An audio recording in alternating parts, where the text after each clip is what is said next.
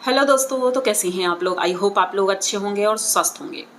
दोस्तों, मैंने आज जो वीडियो देखा, वीडियो देख करके गुस्सा तो इतना आ रहा था कि वो इंसान अगर हमारे सामने होता तो उसको सबक सिखाना बहुत ज़्यादा ज़रूरी है, क्योंकि उसने अब अपनी सारी हदें एकदम पूरी कर ली हैं।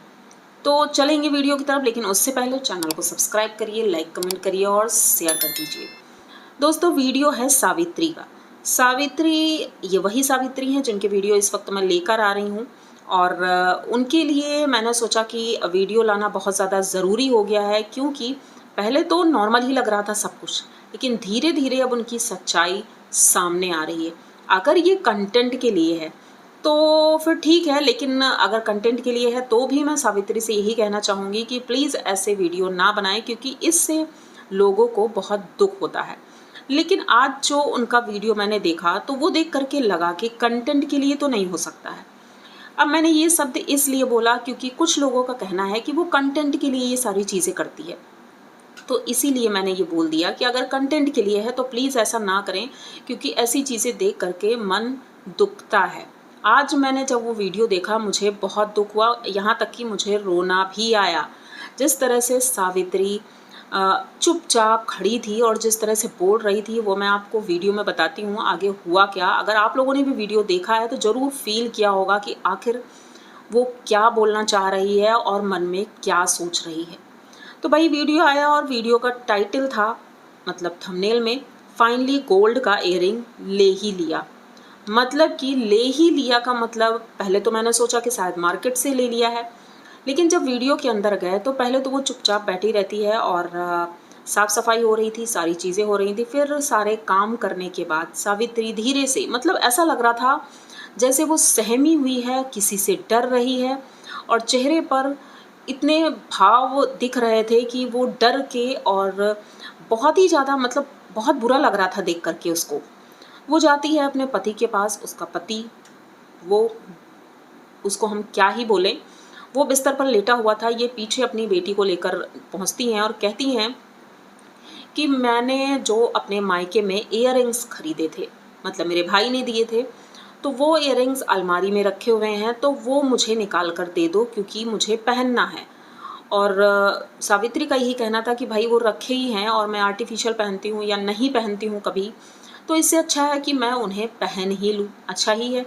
क्योंकि वो अभी तक इनके गणेश जी सावित्री जी के लिए गोल्ड का मंगलसूत्र तक नहीं लेकर आए हैं, बिल्कुल भी नहीं। कभी भी गोल्ड की कोई चीज़ सावित्री ने नहीं पहनी। तो आज उसने कहा कि भाई अलमारी से वो निकाल दो। जैसे ही सावित्री ने ये बोला तो मैं तो चौंक गई, निकाल दो का क्या मतलब होता है। अच्छा, आप लोग भी बताइए, क्या आप लोगों के घर में भी ऐसा होता है कि आपकी ज्वेलरी है या आपका कोई पर्सनल सामान है तो क्या आपके पति ही हैंडल करते हैं? अगर किसी को ये सही लग रहा हो तो मैं उनसे ये पूछूंगी, क्योंकि मुझे लगता है 90% लेडीज़ यही बोलेंगी कि ऐसा बिल्कुल नहीं होता है। लेकिन जब मैंने सुना कि सावित्री उनसे बोलती है कि अलमारी से वो मेरा इयररिंग निकाल दो, पहले तो वो सुन ही नहीं रहे थे, सावित्री ने 2-3 बार बोला। उसके बाद वो बेशर्मों की तरह हंसते हुए उठते हैं और कहते हैं चलो अच्छा तुम्हारी इयररिंग निकाल दें। अब सावित्री पीछे से ये बोलती हुई जाती है कि दोस्तों, आज तक मैंने अपनी अलमीरा की चाबी तक टच नहीं की है, क्योंकि मुझे रखना नहीं आता है, मैं संभाल नहीं पाती हूँ चीज़ों को। तो गणेश जी बहुत अच्छे से संभाल लेते हैं। गणेश जी बहुत अच्छे से, मतलब वो इतनी तारीफ़ें कर रही थी, और वो जो तारीफ़ें कर रही थी ऐसा मालूम पड़ रहा था जैसे उनसे बुलवाया जा रहा है। और उधर गणेश जी हंस रहे थे और बोल रहे थे तुम्हें तो याद ही नहीं रहता कुछ, देखो ये कपड़े पड़े हैं तुम भूल गई। मतलब ये सोचो, ये वही लड़की है जो एक टाइम पर स्कूल में टीचर थी, अपने घर का हर एक काम अच्छे से हैंडल करती थी। मतलब एक तरह से जब अंजलि आई होगी तो अंजलि को भी पता होगा कि सावित्री दीदी को सब लोग बहुत अच्छे से मानते थे, क्योंकि बहुत इंटेलिजेंट थी, वहाँ पर बहुत ही ज़्यादा इंटेलिजेंट मानी जाती थी।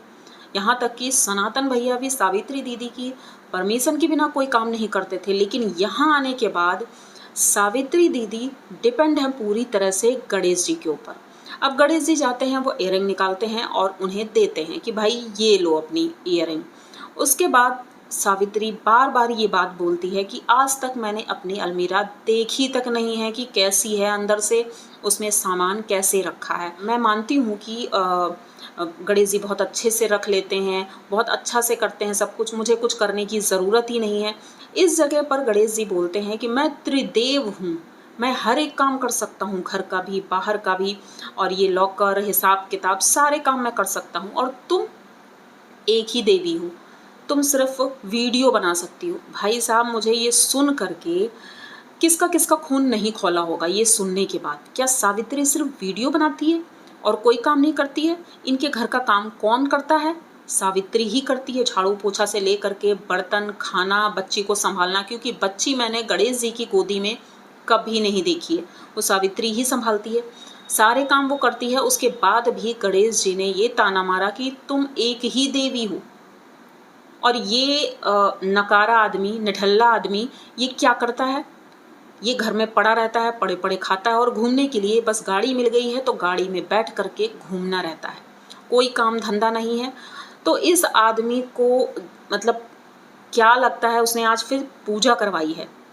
सुना है, शॉर्ट्स वीडियो आया है तो मैंने देखा भी कि भाई एक पूजा हुई, इनकी मम्मी ने करवाई है मंदिर में। तो सावित्री बताती हैं कि भाई मम्मी ने पूजा करवाई है, लेकिन ये किस टाइप की पूजा होती है? इनके घर में आए दिन पूजाएं होती हैं, मंदिर में होती है, कभी घर में होती है, तो ये किस टाइप की पूजा है?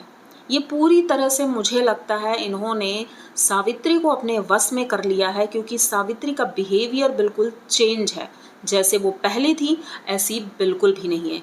ये आदमी इतना घटिया है कि इसने घटियापन की सारी हदें पार कर दी हैं। मतलब देख करके इतना गुस्सा आता है कि अगर ये सामने होता तो इसको 2 हाथ तो लगाना बनता था, लेकिन सावित्री कुछ नहीं बोलती है, चुपचाप काम करती है अपना। और सोचो, इतना वो कमाती है, यूट्यूब की वजह से ही पूरा घर चल रहा है उनका, सब कुछ सावित्री की वजह से।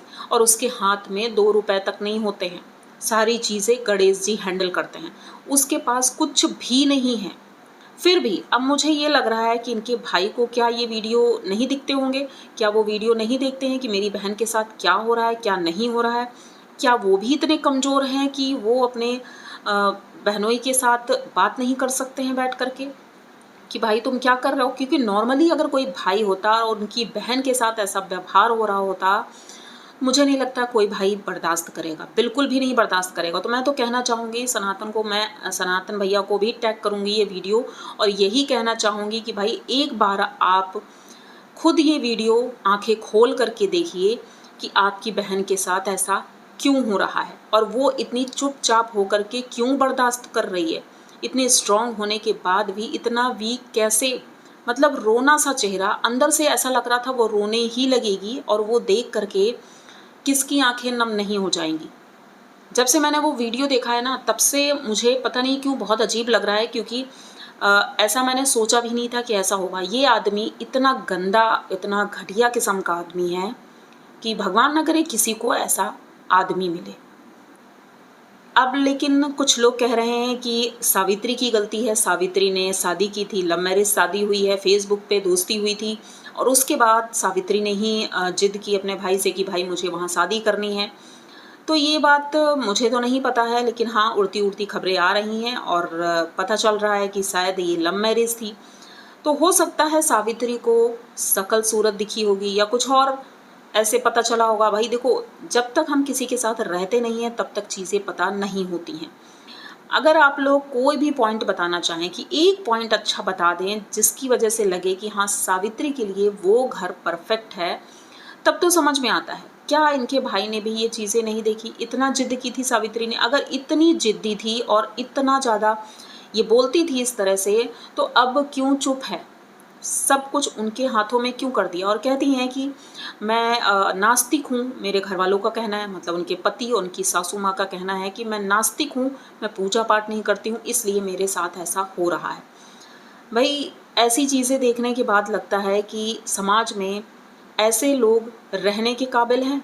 ये जिस जगह पर रह रहे हैं तो वो जगह ही इनके लिए परफेक्ट है, क्योंकि ये समाज में रह ही नहीं सकते हैं। ऐसे लोगों को कोई बर्दाश्त ही नहीं करेगा। जैसा कि इनके मकान मालिक थे, आए दिन गाली गलौज होती थी, लड़ाई झगड़ा होता था। उस वक्त लगता था कि बेचारी इनकी सासू माँ बर्दाश्त करती हैं, झेलती हैं, लेकिन अब मालूम पड़ रहा है भाई वो लोग भी बर्दाश्त नहीं कर सकते होंगे इनको, इनकी हरकतें ऐसी हैं। आए दिन मार पिटाई होती होगी और गाली गलौज होता होगा। तो वो अब जहाँ रह रहे हैं वहाँ पर दूर दूर तक कोई घर नहीं है भाई। वहाँ जितना जो कुछ करो कोई देखने वाला नहीं, कोई सुनने वाला नहीं। सावित्री अकेले भागकर जा भी नहीं सकती कहीं पर, ऐसी जगह पर लेकर घर रखा है। जबकि मुझे लगता है कि घर ऐसी जगह होना चाहिए जहाँ हमारे आस पड़ोस में लोग हों, अगर हमें कोई प्रॉब्लम है हम उनसे हेल्प मांग सकते हैं। लेकिन इनका घर एकदम वीराने में बना हुआ है, जंगल में, और वहाँ से भागकर कहीं जाना या अपनी सेफ्टी के लिए कुछ करना वो पॉसिबल है ही नहीं। मतलब इतनी ज़्यादा सेफ्टी, वहाँ सीसीटीवी लगे हैं 4-4 5-5, सावित्री कहीं भी नहीं जा सकती है। उनकी सासू माँ रहती हैं घर में, लेकिन कभी भी कोई काम करते हुए नहीं दिखती हैं, कोई भी काम नहीं करते हुए दिखती हैं। वो अपनी बेटी के रूम में ही रहती हैं और बस इधर ये सारा काम करती हैं। उसके बाद ये खाना वाना हो सकता है वहाँ ले जाकर दे देती हूँ, या कभी कभी खाते हुए दिखाई देती हैं। उसके अलावा उनकी सासू माँ कहीं नहीं दिखती हैं कि अभी वो काम कर सकती हैं, थोड़ा बहुत हेल्प कर सकती हैं, लेकिन बिल्कुल भी नहीं करती हैं। सावित्री को अकेला सब कुछ संभालना पड़ता है। उसके बावजूद इनके पति बोलते हैं कि तुम करती ही क्या हो, सिर्फ वीडियो बनाती हो। मतलब ये बोलने में शर्म नहीं आई कि वीडियो भी अगर बनाती है तो वो भी एक काम है जिसकी बदौलत आप खा रहे हो बैठकर। मतलब खा रहे हो, आपका घर चल रहा है और आपकी बहन का इलाज हो रहा है, सब कुछ इसी से हो रहा है, और उसके बावजूद आप बोल रहे हो कि वो सिर्फ वीडियो बनाती है।